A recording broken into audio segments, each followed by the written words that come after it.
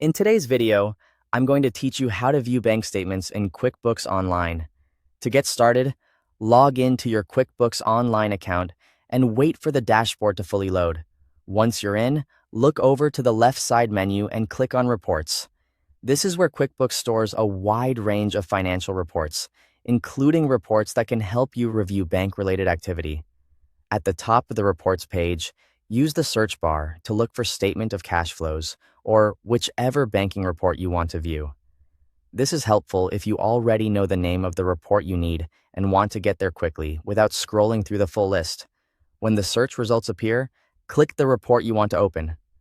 Depending on the report you selected, QuickBooks may ask you to choose a bank account.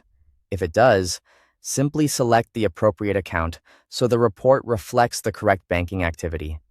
After that, choose the statement period you want to review.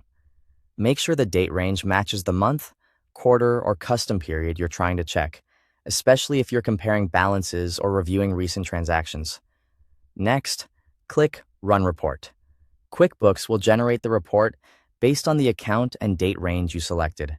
Once it loads, take a moment to review the transactions, balances, and account activity shown on the screen. This is the key part of the process, since it allows you to confirm what happened in the account during that statement period.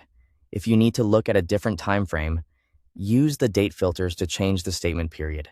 Then run or refresh the report as needed so the information updates correctly. If you want more control over what appears in the report, click Customize. This lets you adjust the report settings and refine the view based on your needs.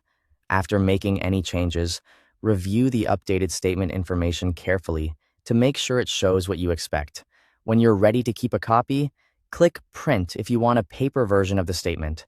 If you'd rather save it digitally, click Export to download a copy. This can be useful for record keeping, sharing with your accountant, or saving backup documentation. Before you finish, verify that the report contains the account activity you need.